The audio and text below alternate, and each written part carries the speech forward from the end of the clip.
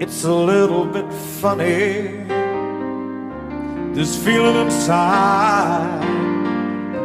I'm not one of those who can easily hide. I don't have much money, but boy, if I did,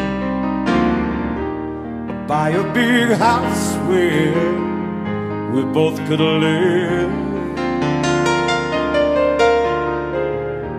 If I was a sculptor, but then again, no, or a man who makes potions in a traveling show.